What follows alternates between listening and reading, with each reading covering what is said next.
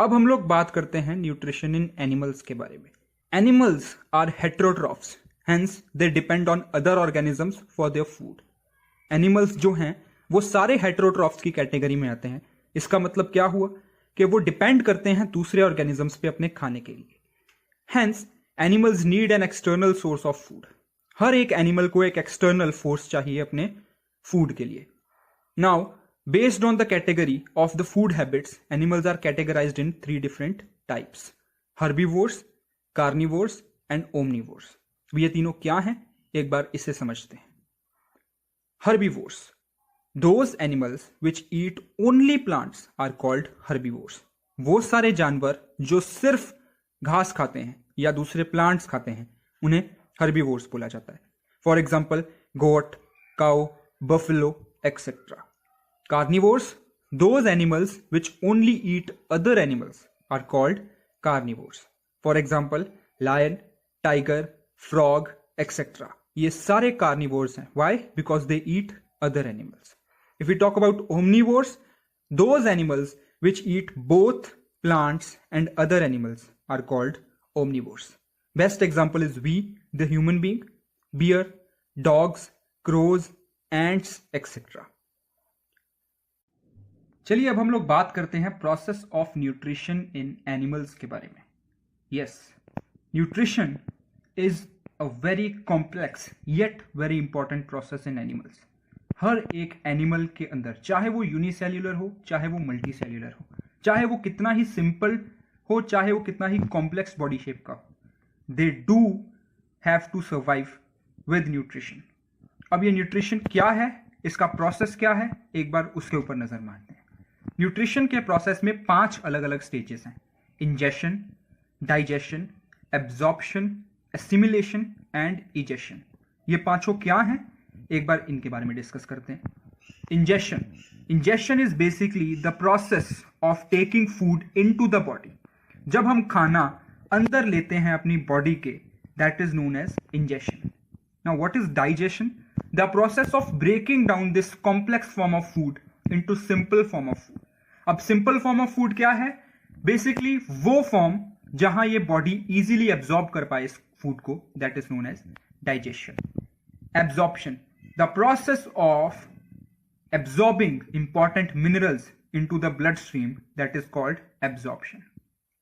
Assimilation, assimilation is the process in which absorbed food is taken by body cells and used for energy, growth and repair. जब ये food जो कि absorb हो चुका है हमारे बॉडी सेल्स ले लेती हैं और इसका इस्तेमाल करती हैं एनर्जी के लिए, अपने आप को ग्रो करने के लिए या अपने आप को रिपेयर करने के लिए, that is known as assimilation. Egestion, the process in which undigested food is removed from our body is known as egestion. हर एक ऑर्गेनिज्म ये सारे प्रोसेसेस फॉलो करता है, तब जाके न्यूट्रिशन का प्रोसेस कंप्लीट माना जाता है। Nutrition in unicellular organisms. अब यूनिसेल्युलर ऑर्गेनिजम्स में न्यूट्रिशन कैसे होता है, एक बार वो देखते हैं। Unicellular organisms are the organisms which are made up of single cell. In unicellular organisms the process of nutrition is performed by the single cell. As it is mentioned, ये ऑर्गेनिज्म सिर्फ एक सेल से बने होते हैं, तो इसके अंदर सारे processes including nutrition are carried by that individual cell. Examples of unicellular organisms would be amoeba and paramecium. Nutrition in amoeba. सबसे पहले अमीबा के बारे में कुछ जानकारी पाते हैं। Amoeba is a unicellular organism. Mode of nutrition is holozoic. Holozoic मतलब ये अपना फूड अपनी बॉडी के अंदर लेता है completely and then processes it और absorbs it. The process of obtaining food by amoeba is called phagocytosis. Because it is a unicellular organism, तो सारी फीडिंग उस सेल को की जाती है। Phagocytosis basically means self-feeding. All the processes of nutrition are performed by the single cell of amoeba. Amoeba के अंदर ये जो सिंगल सेल है, सारे न्यूट्रिशन के प्रोसेसेस यही परफॉर्म करता है, फिर चाहे वो इंजेशन हो, डाइजेशन हो, एब्जॉर्प्शन हो, एसिमिलेशन हो या इजेशन। तो चलिए अब हम बात करते हैं न्यूट्रिशन इन यूनिसेल्युलर ऑर्गेनिजम्स की। सबसे पहले यूनिसेल्युलर ऑर्गेनिजम्स होते क्या हैं? देखिए, जो यूनिसेल्युलर वर्ड है इसको 2 शब्दों को मिला के बनाया गया है। यूनि मतलब 1 एंड सेल्युलर मतलब अरेंजमेंट ऑफ सेल्स, यानी कि वो ऑर्गेनिजम्स जो सिंगल सेल से बने होते हैं वो यूनिसेल्युलर ऑर्गेनिजम्स होते हैं। अब जाहिर सी बात है, जब ऐसे ऑर्गेनिज्म सिर्फ एक सेल से बने हैं तो इनके अंदर सारे फंक्शंस वो एक सेल परफॉर्म करता है। यूनिसेल्युलर ऑर्गेनिजम्स की एग्जांपल क्या हो सकती है? Amoeba and paramecium. सबसे पहले हम बात करते हैं कि न्यूट्रिशन इन अमीबा कैसे किया जाता है।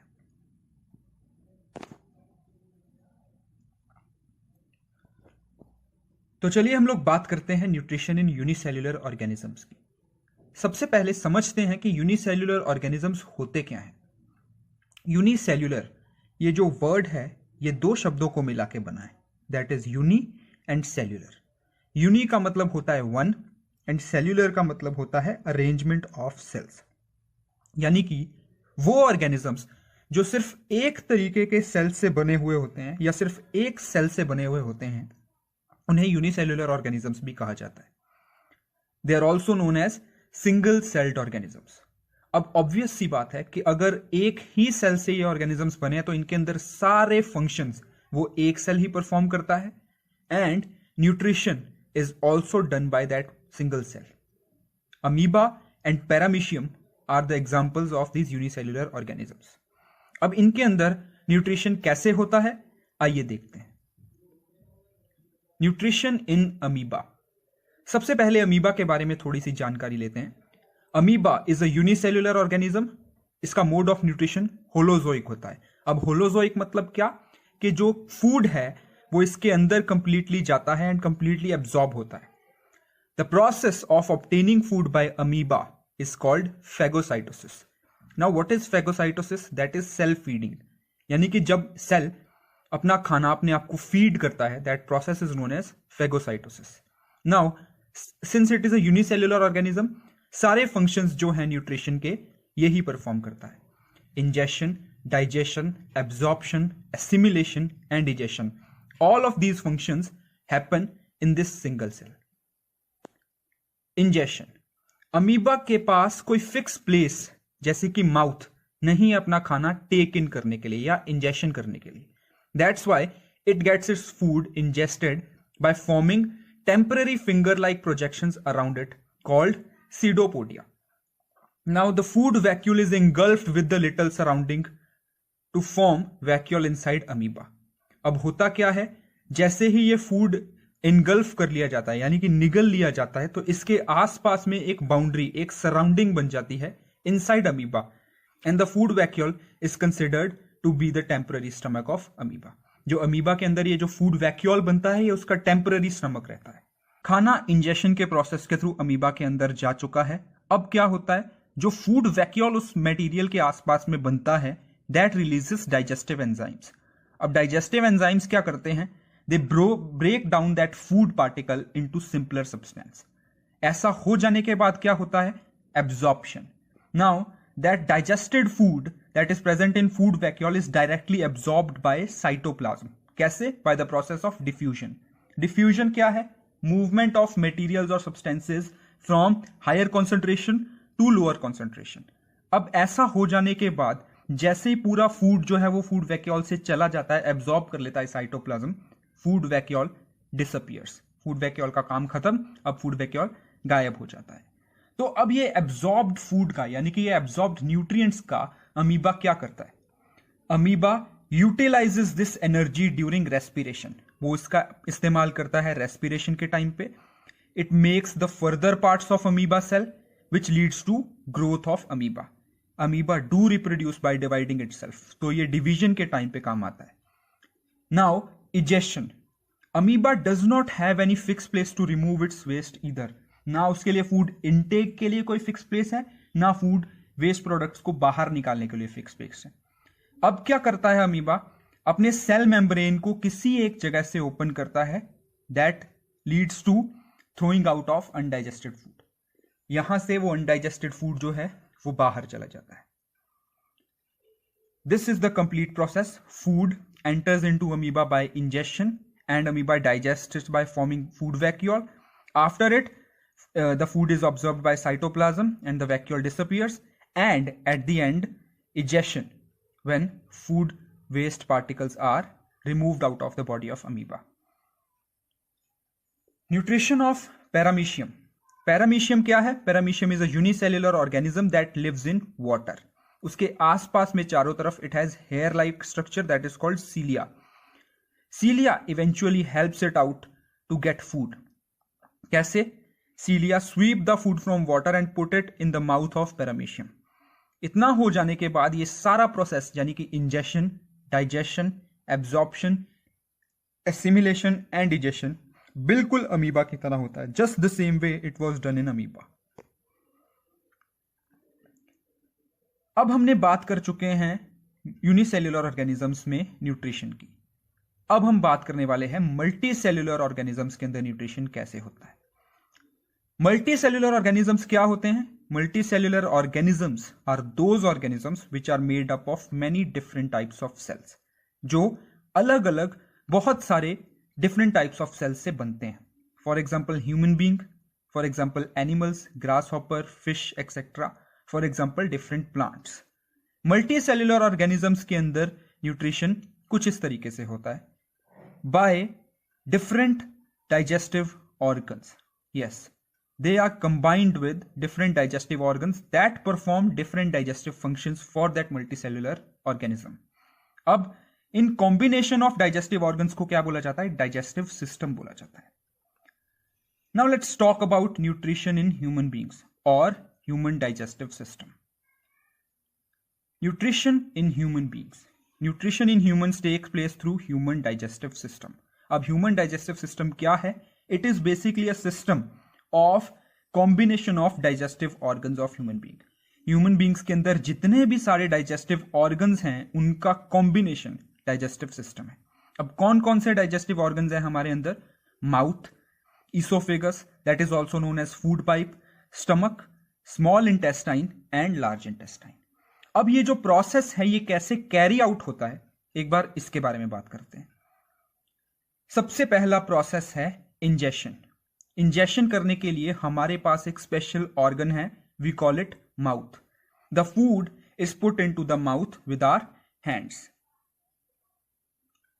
डाइजेशन, नाउ डाइजेशन क्या है? It is the process of breaking down complex food into simpler food. Now how it is done, let's discuss it. In human beings, digestion began in mouth. Digestion की शुरुआत mouth से ही हो जाती है। Digestion starts as soon as food enters our mouth. जैसे ही खाना हमारे अंदर हमारे माउथ के थ्रू एंटर करता है, डाइजेशन शुरू हो जाता है। माउथ के अंदर तीन चीजें हैं, teeth, tongue and salivary glands. ये तीनों चीजें कुल मिला के क्या बनती हैं? हमारी बक्कल कैविटी बनती है। इसे हम फूड कैविटी भी बोलते हैं। अब ये बक्कल कैविटी के क्या फंक्शंस हैं? Let's get it. Process of digestion में सबसे पहला रोल होता है टीथ का। Teeth cut the food into small pieces by chewing and grinding it. Teeth क्या करते हैं? हमारे खाने को छोटे छोटे पीसेस में काटते हैं या डिवाइड कर देते हैं by chewing and by grinding. This is known as physical digestion. Now what role does tongue play? Tongue helps in mixing up the food with saliva. Tongue जो है वो फूड को सलाइवा से मिक्स करने का काम करता है। सलाइवा, सलाइवरी ग्लैंड्स क्या होते हैं? Salivary glands produce saliva which wets the food that we eat so that it could be swallowed easily. Salivary glands क्या करते हैं? सलाइवा, एक तरीके का लिक्विड प्रोड्यूस करते हैं जो कि खाने को इजीली स्वेलो कर पाने के लिए, निगलने के लिए हमें आसान बनाता है। This is known as chemical digestion. Now human saliva में ऐसा क्या होता है? Human saliva contains enzymes that are known as salivary amylase. Salivary amylase क्या करता है? ये डाइजेस्ट करता है स्टार्च को जो हमारे फूड के अंदर प्रेजेंट है। अब ये जो स्टार्च मॉलिक्यूल्स हैं इन्हें सिंपलर फॉर्म यानी कि शुगर मॉलिक्यूल्स में बदल दिया जाता है by enzymes that are known as salivary amylase. अब हम बात करते हैं हमारे अगले ऑर्गन की, फूड पाइप। खाना हमारे मुंह से होते हुए, हमारे माउथ से होते हुए फूड पाइप के अंदर जाता है। Food is swallowed by the tongue and moves to stomach through food pipe. तो बेसिकली फूड पाइप क्या है? It is a connection between our mouth and our stomach. The walls of food pipe have muscles which can contract and expand.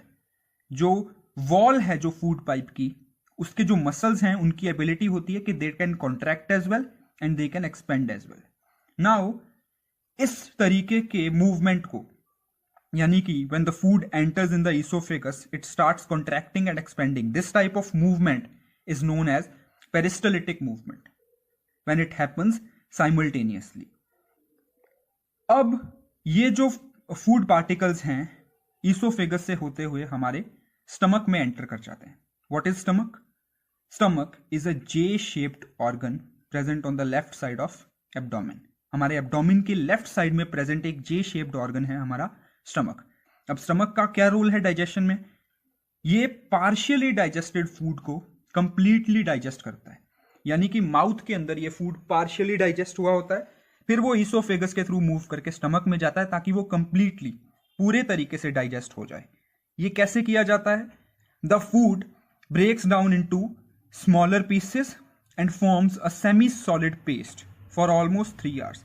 Food को और छोटे टुकड़ों में बांटा जाता है और एक सेमी सॉलिड पेस्ट जैसा तैयार कर दिया जाता है। This process takes almost 3 hours. Stomach के वॉल के ऊपर ट्यूबुलर ग्लैंड्स होते हैं जो कि गैस्ट्रिक जूसेस को प्रोड्यूस करते हैं। Now what are these gastric juices? Let's find out. Now let's talk about gastric juices. What are gastric juices? Gastric juices क्या होते हैं? Gastric juices are liquids secreted from glands present in the wall of stomach. हमारे stomach की जो wall है उसके ऊपर बहुत सारे ग्लैंड्स होते हैं और उन ग्लैंड्स के अंदर से ये लिक्विड सेक्रेट होते हैं, that are known as gastric juices. Now gastric juices contain 3 different substances. इनके अंदर 3 अलग अलग तरीके के सब्सटेंसेस होते हैं। सबसे पहला हाइड्रोक्लोरिक एसिड, दूसरा पेप्सिन एंड तीसरा म्यूकस। अब ये तीनों चीजें क्या हैं और इनका क्या रोल है हमारे स्टमक के अंदर, वो देखते हैं। Hydrochloric acid. Secretion of hydrochloric acid in the stomach makes medium of gastric juices acidic. हमारे स्टमक के अंदर हाइड्रोक्लोरिक एसिड सेक्रेट होता है जो कि इन गैस्ट्रिक जूसेस को एसिडिक बनाता है। अब इस एसिड का क्या रोल है? It has an important role to play because of pepsin. Yes, pepsin एक ऐसा एंजाइम है जो प्रोटीन्स को प्रॉपरली डाइजेस्ट करने में मदद करता है और पेप्सिन तभी एक्टिवेट होता है जबकि उसे एक एसिडिक मीडियम मिले, यानी कि हाइड्रोक्लोरिक एसिड। और एक बहुत इंपॉर्टेंट फंक्शन क्या है हाइड्रोक्लोरिक एसिड का? It kills bacteria that may enter our food. जो हम खाना खाते हैं उसके अंदर हो सकता है कभी ना कभी कोई बैक्टीरियाज हो, वो बैक्टीरियाज को मारने का काम हाइड्रोक्लोरिक एसिड करता है। अब हम बात करते हैं पेप्सिन की। Pepsin is protein digesting enzyme which converts complex protein that is present in our food into simple protein। Pepsin एक ऐसा एंजाइम है जो कॉम्प्लेक्स प्रोटीन मॉलिक्यूल्स को सिंपल प्रोटीन मॉलिक्यूल्स में तोड़ता है। Synthesis of protein only takes place in acidic mediums, that is hydrochloric acid. Proteins का जो सिंथेसिस है, जो प्रोटीन्स को सिंथेसाइज करने का जो प्रोसेस पेप्सिन करता है, वो सिर्फ एसिडिक मीडियम्स में कैरी आउट होता है। That is why hydrochloric acid has its importance. अब सवाल यह है कि अगर हमारे बॉडी के अंदर एक एसिड है, हमारे स्टमक के अंदर एक एसिड है, तो क्या इसके चांसेस नहीं है कि वो हमारा खुद का स्टमक ही खराब कर दे? यस। अब इस चीज को प्रिवेंट करने के लिए म्यूकस का बहुत इंपॉर्टेंट रोल है। Mucus helps us to protect the stomach wall from its own secretion of hydrochloric acid। जो म्यूकस है वो हमारे स्टमक के अंदर प्रोड्यूस होने वाले हाइड्रोक्लोरिक एसिड से बचाने के लिए बहुत इंपॉर्टेंट है। अगर म्यूकस सेक्रेट नहीं होता है तो जो हाइड्रोक्लोरिक एसिड है वो हमारे स्टमक की इनर लाइनिंग को डैमेज कर सकता है, that may lead to formation of ulcers. अगला इंपॉर्टेंट ऑर्गन है स्मॉल इंटेस्टाइन। स्टमक के अंदर काफी हद तक फूड डाइजेस्ट हो चुका होता है, लेकिन अभी भी कुछ कॉम्प्लेक्स फूड पार्टिकल्स डाइजेस्ट नहीं हुए। Now that partially digested food from stomach enters small intestine. Small intestine हमारे एलिमेंट्री कैनाल का सबसे बड़ा पार्ट है। It is about 6.5 metre long in an average adult. Human beings के अंदर स्मॉल इंटेस्टाइन का इंपॉर्टेंस ऐसे भी है क्योंकि ये वो जगह है जहां पे पूरी तरीके से चीजें डाइजेस्ट होती हैं। It is the place, it is the site of complete digestion. जो इंपॉर्टेंट न्यूट्रिएंट्स हमें मिलते हैं हमारी बॉडी के अंदर, वो एक्चुअली हमें कहां से मिलते हैं? स्मॉल इंटेस्टाइन से, because digestion of carbohydrates, proteins and fats take place here. कैसे? आइए देखते हैं। Now small intestine receives the secretions of two glands. दो ऐसे ग्लैंड है जहां से एक लिक्विड सेक्रेट होके स्मॉल इंटेस्टाइन के अंदर आता है। They are liver and pancreas. livers secrete bile. Now what is bile? Bile is a greenish yellow liquid that is made in liver but stored in gallbladder. ये एक ऐसा liquid है जो बनता तो लिवर के अंदर है, लेकिन इसे स्टोर कहां किया जाता है? इसे गाल ब्लैडर के अंदर स्टोर किया जाता है। Now bile has salt. It contains salt which helps it to break down the fats or lipids that are present in our food. हमारे खाने में जो भी फैट्स हैं उन्हें ब्रेक डाउन करने के लिए बाइल का इस्तेमाल किया जाता है। If we talk about pancreas, pancreas secrete pancreatic juices which contain digestive enzymes like amylase, trypsin and lipase. Pancreas के अंदर ये 3 डाइजेस्टिव एंजाइम्स होते हैं। इन तीनों का अपना एक अलग फंक्शन है। अमाइलेस जो है ये स्टार्च को यानी कि कॉम्प्लेक्स शुगर को ब्रेक डाउन करता है। ट्रिप्सिन कॉम्प्लेक्स प्रोटीन को ब्रेक डाउन करता है। एंड लाइपेस एमल्सिफाइड फैट को, यानी कि अभी भी जो फैट डाइजेस्ट होने में रह जाता है उसे लाइपेस जो है वो एमल्सिफाई करता है या ब्रेक डाउन करता है।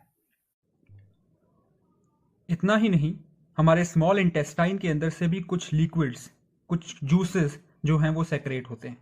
They are known as intestinal juices. Now intestinal juices contains enzymes which complete the digestion of complex carbohydrates, proteins and fats. Complex carbohydrates को intestinal juices ग्लूकोज में बदलते हैं, प्रोटीन्स को अमाइनो एसिड्स में and fats को fatty acids में। इसी के साथ हमारा डाइजेशन का प्रोसेस खत्म होता है। अब बात आती है एब्जॉर्प्शन की। डाइजेशन के अंदर हमने वो सारे न्यूट्रिएंट्स को अपने पास रख लिया है जिनकी हमें जरूरत है। अब इन न्यूट्रिएंट्स को, इस फूड को एब्जॉर्ब कैसे किया जाए उसके बारे में बात करते हैं। After digestion molecules of nutrients go into the blood from capillaries. हमारे इंटेस्टाइन के वॉल्स के ऊपर कैपिलरीज मौजूद होती हैं जो कि एब्जॉर्प्शन का काम करती हैं। These capillaries absorb the nutrients from the molecules and transfer them into blood. Inner surface of small intestine has millions of tiny finger-like projections called villi. Villi नाम से हमारे small intestine के अंदर बहुत सारे छोटे छोटे finger-like projections होते हैं जो कि खाने को absorb करने में मदद करते हैं। अब ये blood vessels में या capillaries में ये खाना पहुंचाने का काम हमारे लिए villi ही करती है। Digested food which is absorbed through the walls of small intestine goes into our blood.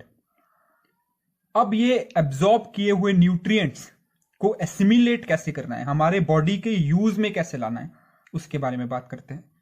Blood carries digested and dissolved food to all the parts of body where it becomes assimilated as parts of cells. हमारा जो blood है वो इन nutrients का career का काम करता है। वो इन न्यूट्रिएंट्स को हमारे पूरे बॉडी के अंदर जो सेल्स हैं उन तक पहुंचाता है। अब ये सेल्स इनको यूटिलाइज करती हैं for obtaining energy, for growth of our body and to repair of our body if needed. Assimilated food is used by body cells for obtaining energy, growth and repair of the body. Now, energy is released by the process of oxidation of assimilated food. Assimilated food के अंदर oxygen add करके इस process को पूरा किया जाता है। अब ये ऑक्सीजन कैसे ऐड होती है? Yes, by the process of respiration.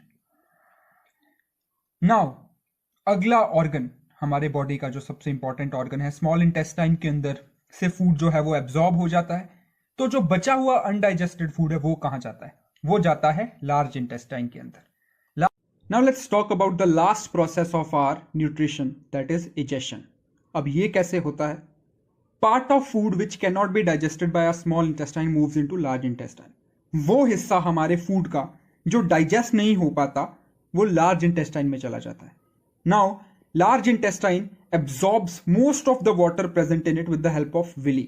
जो villi है स्मॉल इंटेस्टाइन के अंदर, उससे most of the water is absorbed and जो अनवांटेड या अनडाइजेस्टेड फूड है that remains in the solid form which is stored in rectum. अब रेक्टम लार्ज इंटेस्टाइन का वो पार्ट है जहां पे अनडाइजेस्टेड फूड जो है वो स्टोर होता है. Now this food stores for some time and after that it's dumped out. This process of dumping out unwanted या undigested food is known as egestion.